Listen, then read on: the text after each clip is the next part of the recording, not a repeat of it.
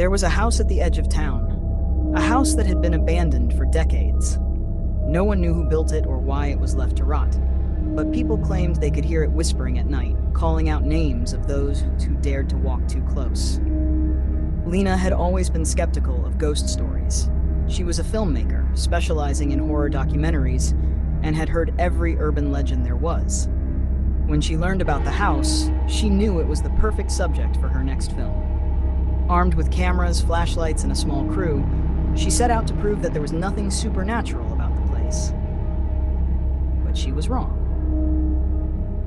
The house loomed in front of them, its wooden frame twisted and blackened with age. The windows were shattered and the front door barely clung to its hinges. As Lena and her team stepped inside, a wave of cold air rushed past them. Dust filled the air, and the wooden floor groaned under their weight. The house smelled of mold and something rotting. "This place is perfect," Lena whispered, adjusting her camera. They began filming, moving from room to room. The house was eerily silent, except for the occasional creak of wood. Strange symbols were carved into the walls, some of them deep, as if someone had scratched them in desperation. Then they heard it, a whisper, faint like a breath against their ears. Lena. She froze. "Did you hear that?" she asked, looking at her team. Mark, her sound guy, nodded slowly. "It said your name." Lena tried to stay calm. "It's probably the wind," she said, forcing a laugh. "Let's keep going." They moved deeper into the house, finding more unsettling things. Old furniture covered in claw marks, a child's rocking chair moving on its own, and a staircase that led into complete darkness. Lena took a deep breath. "We need footage of the basement." The stairs groaned as they descended, their flashlight beams cutting through the darkness. The basement smelled worse than the rest of the house, like something had died there. Then Mark gasped. On the far wall, words were scratched into the stone. "Let me out." Lena moved closer, running her fingers over the deep cuts in the wall.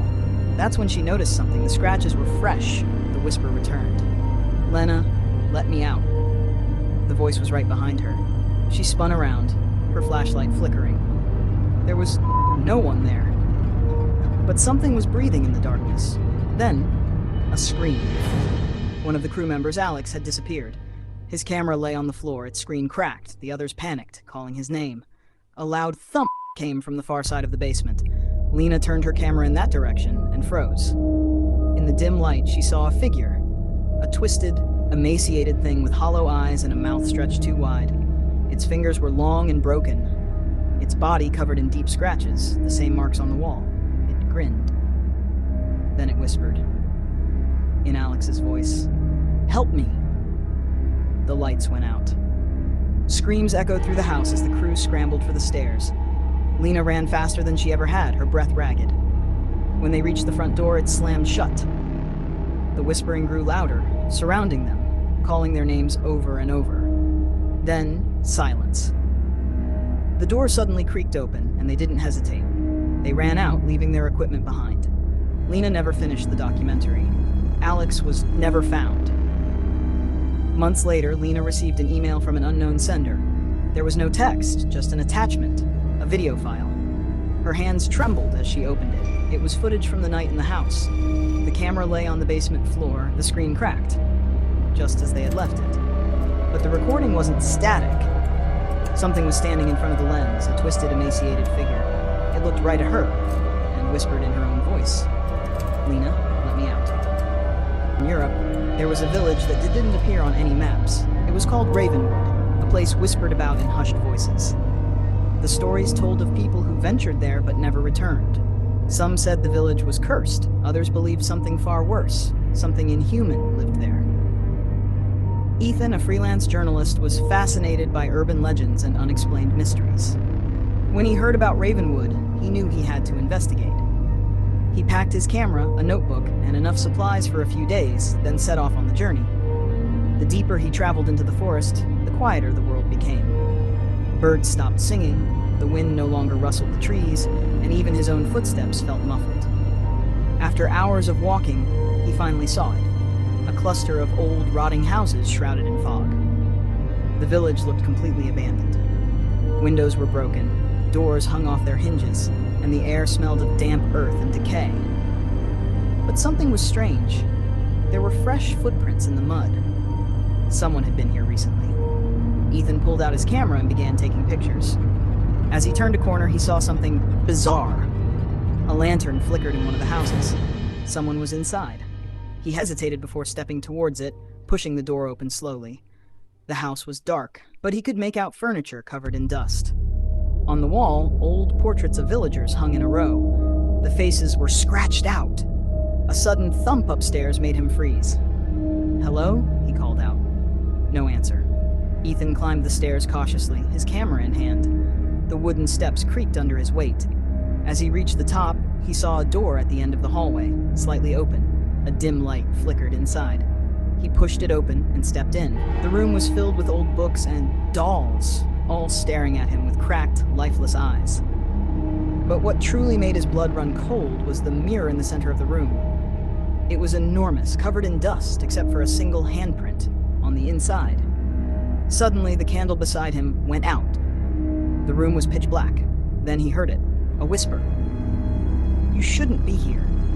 Ethan spun around, his flashlight flickering. A shadow moved in the reflection of the mirror. But when he turned, there was nothing behind him. He stepped closer, his breath fogging up the glass. That's when he saw it. His reflection wasn't moving. His heart pounded as the reflection slowly smiled, a twisted, unnatural grin that stretched too wide. Then it stepped forward. Ethan stumbled back, but his foot caught on something. He crashed onto the floor, and suddenly hands burst from the mirror. Long, bony fingers wrapped around the frame, and a figure crawled out.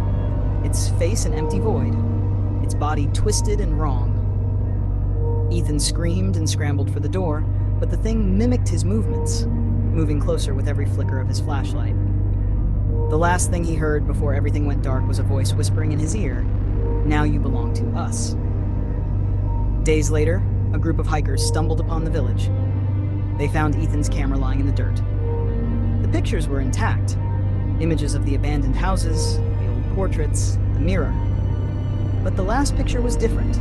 It was of Ethan standing inside the mirror, his mouth open in a silent scream. It was a cold autumn night when Daniel arrived at his grandmother's old mansion, deep in the woods. The house had been abandoned for years, but after her passing, it was left to him. He wasn't thrilled about spending the night in the eerie place, but he needed to check the property before deciding what to do with it. The house stood tall, its wooden frame creaking under the weight of time. Ivy had wrapped itself around the cracked windows, and the front door groaned as he pushed it open. Dust hung in the air, and the faint scent of rotting wood mixed with something else, something metallic. As he stepped inside, his footsteps echoed through the empty halls. The dim light from his flashlight revealed old portraits on the walls, their eyes seeming to follow him. He shook off the uneasy feeling and made his way to the living room. The fireplace was cold, but something felt wrong. It was as if the house was watching him. While checking the kitchen, he noticed something disturbing. Plates were still set on the dining table, covered in a thick layer of dust. It was as if the people who had lived there had vanished in the middle of a meal. A shiver ran down his spine. Deciding to explore the upstairs, he climbed the grand staircase. Each step creaked under his weight. At the end of the hallway was a door slightly ajar.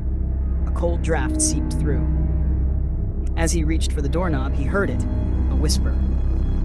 "Help me." Daniel froze. His breath hitched in his throat.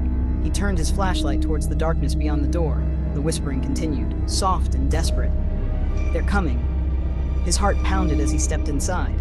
The room was covered in dust, the air thick with decay. But there was something else, something moving in the shadows. He turned quickly, but nothing was there. Then the door slammed shut. Panic gripped him as he rushed to open it, but it wouldn't budge. The whispers grew louder, surrounding him. His flashlight flickered. In the dim light, he saw something that made his blood run cold. A mirror, cracked and covered in dust. But in its reflection, he wasn't alone. Behind him stood a figure, a woman, her face obscured by darkness, her fingers long and twisted. Her mouth moved, but the words didn't match the whispers. Then, she turned her head unnaturally fast and looked at him. The flashlight died. The room was plunged into darkness, and the whispers stopped. A sudden gust of freezing wind hit him, and he felt something grab his arm. He screamed, struggling to break free, but the grip tightened. The whisper returned, right next to his ear.